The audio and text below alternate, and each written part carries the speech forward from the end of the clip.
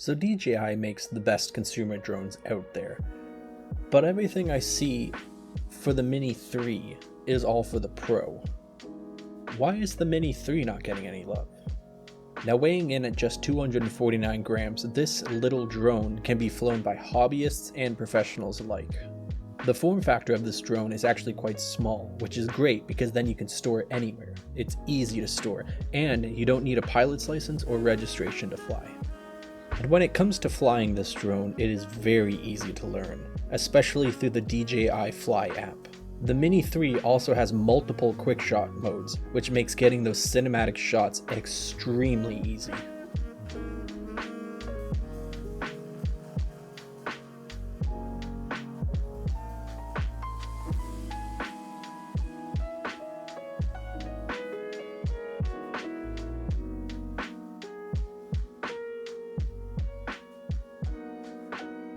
So even if you open this thing right out of the box and you want to fly and you're just not sure how to do it, try one of the quick shot modes. You'll get amazing shots with it.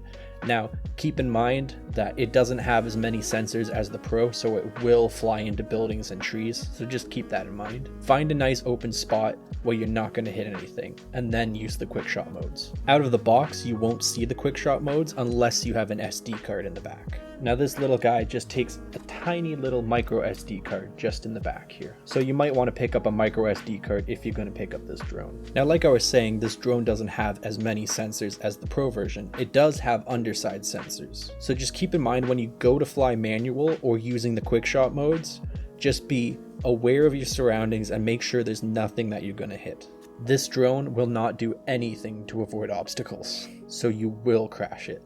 However, if you do crash this drone, it does have a Find My Drone feature, and the drone will start flashing its lights and yelling at you, which helps greatly. So that makes finding your drone really easy after you crash, and trust me, you will crash. If you do lose sight of your drone while you're out flying, it does have a feature where you can hit come home and it'll actually come back to the point where you took off from. You can also set an altitude height, because if you're flying your drone somewhere and you lose sight of your drone and you want it to come back home, you don't want it to fly through some trees. So when you hit the come home button, it'll actually fly up to a certain altitude above the trees and the buildings, and then it'll fly back to where it came from and land straight down, which honestly is fantastic because you don't want to tell your drone to come home and then just end up in a tree somewhere, because yeah, that would suck. Now, as for video, this thing does have a few modes. It is a 4K drone, which is fantastic. However, it only shoots in 30 frames a second. If you want to get slow motion shots like 60 frames a second, you'll have to go down to 2.7K or lower. And currently there isn't any 120 frame per second modes on here, but you can get around that. If you're using DaVinci Resolve, you can use optical flow, and that might actually help your slow motion shots look a little bit cleaner. If you guys are enjoying this video and this type of content, maybe drop a like, subscribe, it helps out a lot. Thanks.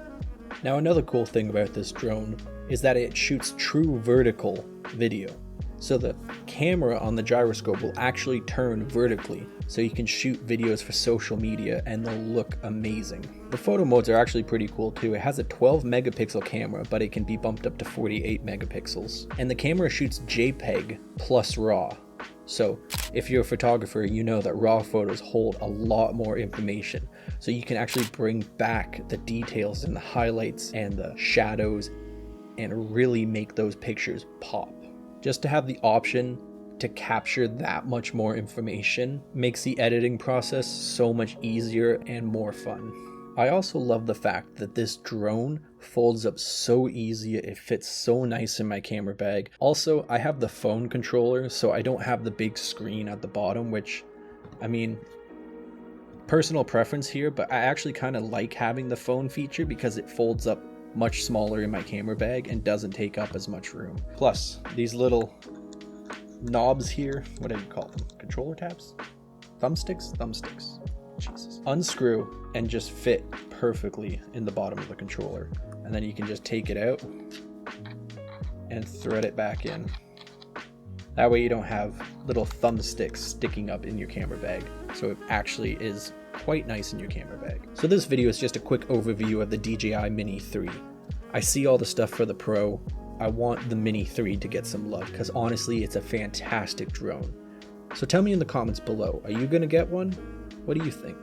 That's all I have to say for today. You guys have a great day. Peace.